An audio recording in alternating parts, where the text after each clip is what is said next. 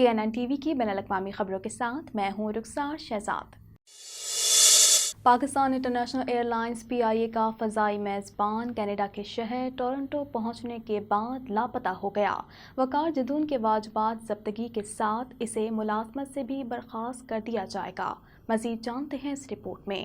Pakistan international year lines کا فضائی میزبان کینیڈا کے شہر ٹورنٹو پہنچنے کے بعد لاپتہ ہو گیا۔ ذرائع کے مطابق اسلام آباد سے مسافروں کو لے کر کینیڈا کے شہر ٹورنٹو پہنچنے والی PIA کی پرواز PK 781 کا وقار احمد جدون نامی فلائٹ اسٹیورڈ اس ہوٹل سے غائب ہوا جہاں وہ ٹھہرا ہوا تھا۔ اس کے لاپتہ ہونے کی اطلاع اس وقت سامنے آئی جب ایئر لائن کے سینئر اسٹاف نے اس سے رابطہ کرنے کی کوشش کی۔ فلائٹ اسٹیورڈ وقار دیگر عملے کے ساتھ ہوٹل میں رہائش پذیر تھا۔ فضائی میزبان کے غائب ہونے کا علم واپسی کی پرواز پر نہ پہنچنے سے ہوا۔ وقار جدون کو 23 جنوری کی ٹورنٹو سے اسلام آباد کی پرواز پر بطور فلائٹ اسٹیورڈ ڈیوٹی انجام دینا تھی۔ فضائی میزبان کی عدم موجودگی کے بارے میں ایئر لائن ہیڈ آفس حکام کو آگاہ کر دیا گیا۔ ٹورنٹو میں PIA حکام نے وقار جدون کی گمشدگی کے بارے میں مقامی حکام کو بھی اطلاع دے دی۔ ذرائع کے مطابق لاپتہ فضائی میزبان مبینہ طور پر امیگریشن حصول کی غرض سے غائب ہوا ہے۔ اس سے قبل بھی PIA فضائی عملے کے ارکان ٹورنٹو پہنچ کر امیگریشن کے لیے ہوٹل سے غائب ہو چکے ہیں۔ اس حوالے سے ترجمان PIA کا کہنا ہے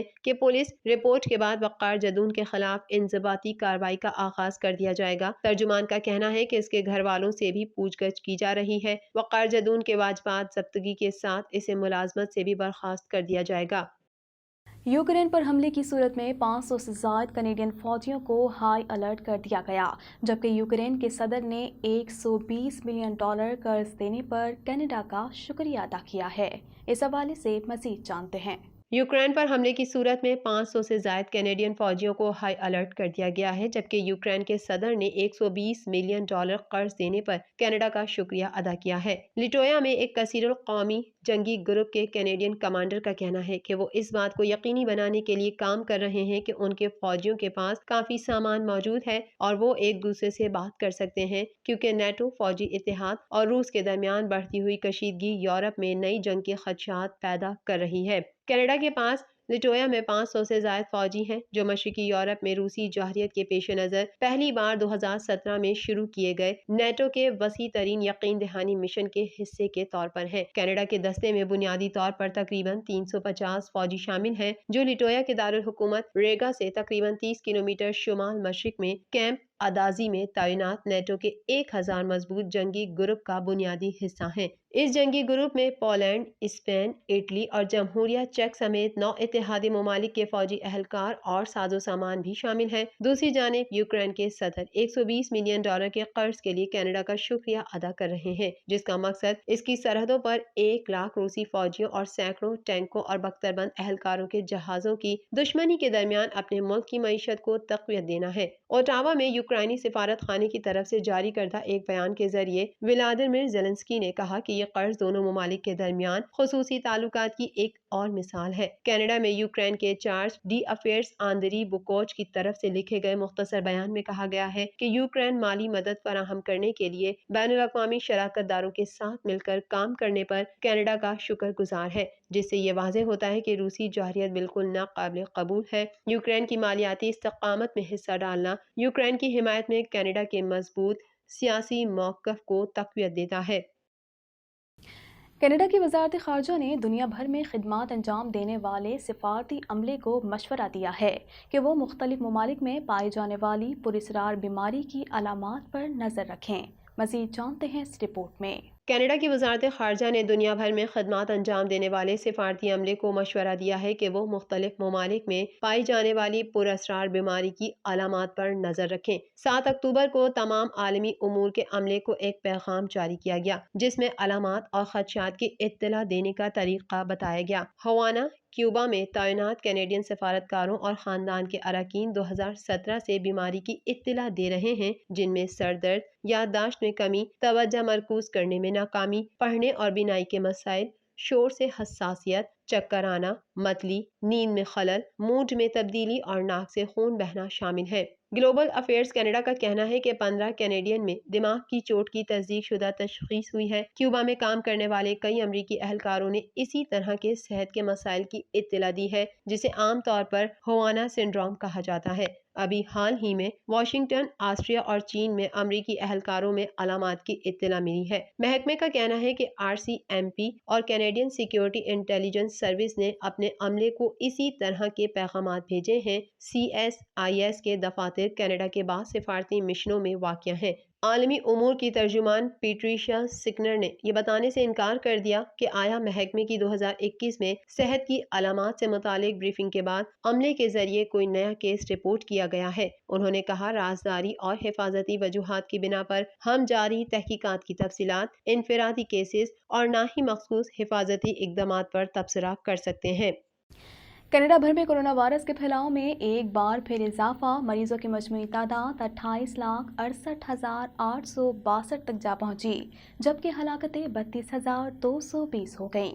کینیڈا بھر میں کرونا وائرس کے پھیلاؤ میں ایک بار پھر اضافہ دیکھنے میں آ رہا ہے۔ آخری اطلاعات کے مطابق کینیڈا بھر میں کورونا کے مریضوں کی مجموعی تعداد 28,68,862 تک جا پہنچی ہے، جبکہ ہلاکتیں 32,220 ہو گئیں۔ ملک بھر میں 25,38,133 سے زائد مریض صحت یاب ہو چکے ہیں۔ اونٹاریو صوبے میں کورونا کیسز کی تعداد سب سے زیادہ ہے۔ صوبے بھر میں کورونا وائرس سے متاثر ہونے والوں کی تعداد 9,77,194 تک جا پہنچی ہے، جبکہ ہلاکتوں کی تعداد 10,801 ہے۔ کینیڈا میں کورونا وائرس کے سبب سب سے زیادہ ہلاکتیں کیوبیک صوبے میں ہوئی ہیں۔ صوبے میں کورونا وائرس کے مجموعی کیسز کی تعداد 8,18,947، جبکہ صوبے میں کورونا وائرس کے باعث ہونے والی ہلاکتوں کی تعداد 12,639 تک پہنچ چکی ہے۔ کینیڈین صوبے البرٹا میں بھی اس مہلک وبا میں اضافہ دیکھنے میں آ رہا ہے۔ البرٹا صوبہ اس وقت کورونا وائرس کی وجہ سے بحرانی صورتحال کا سامنا کر رہا ہے۔ صوبے میں 4,63,024 افراد کورونا وائرس سے متاثر ہوئے ہیں، جبکہ 3,421 افراد ہلاک ہو چکے ہیں۔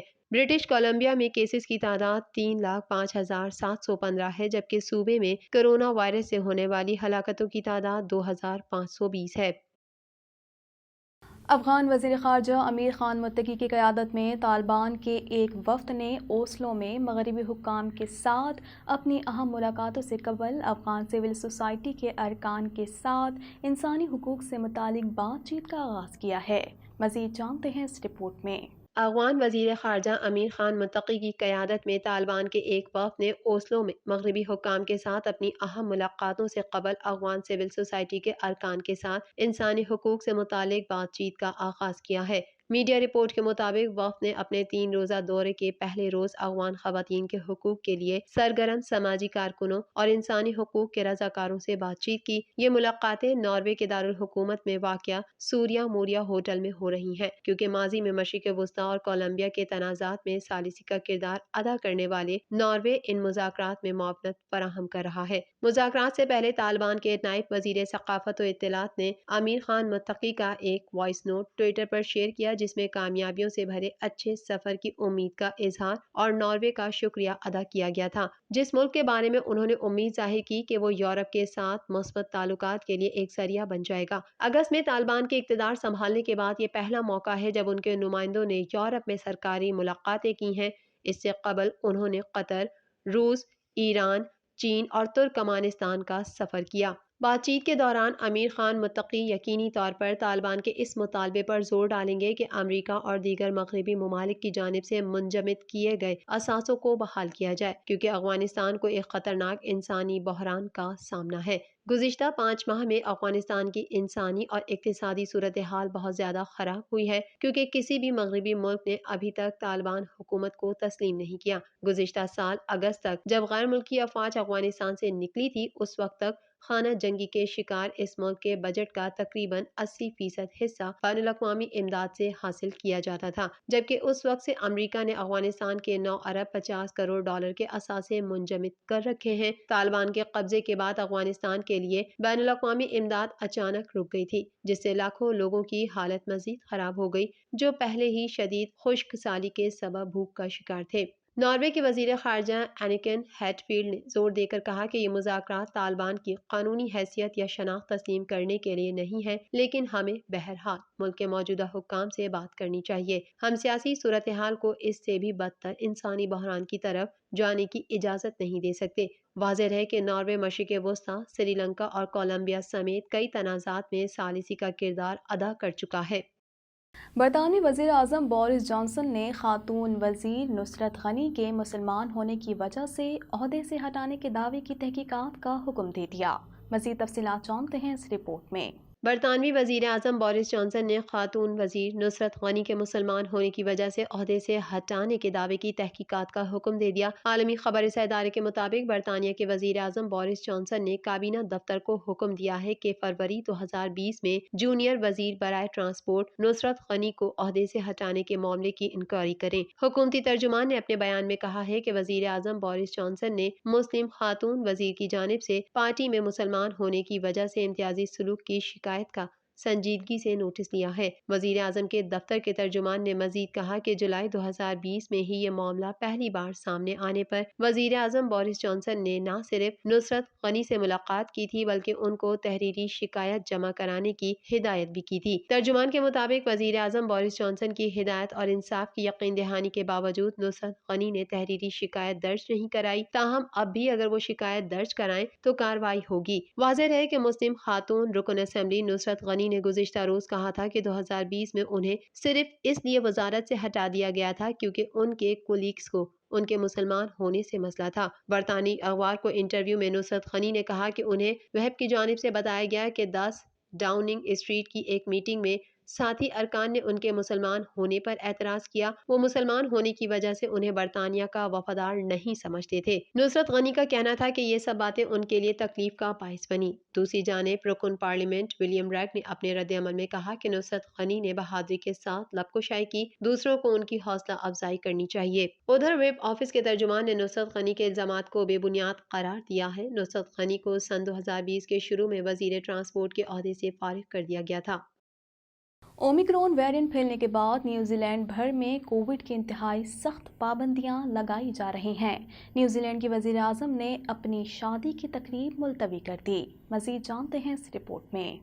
غیر ملکی میڈیا رپورٹس کے مطابق اومیکرون ویرینٹ پھیلنے کے بعد نیوزی لینڈ بھر میں کووڈ کی انتہائی سخت پابندیاں لگائی جا رہی ہیں۔ نئی پابندیوں کے مطابق تقریبات میں زیادہ سے زیادہ 100 ویکسین شدہ افراد شریک ہو سکیں گے۔ جیسنڈرا آرڈن نے صحافیوں کو بتایا کہ وہ بھی دیگر شہریوں سے مختلف نہیں ہیں، اس لیے اپنی شادی کی تقریب ملتوی کرنے کا فیصلہ کیا ہے۔ دنیا بھر میں کرونا وائرس کے پھیلاؤ میں اضافے کا سلسلہ جاری ہے۔ دنیا بھر میں کرونا کیسز کی تعداد 35 کروڑ سے تجاوز کر گئی۔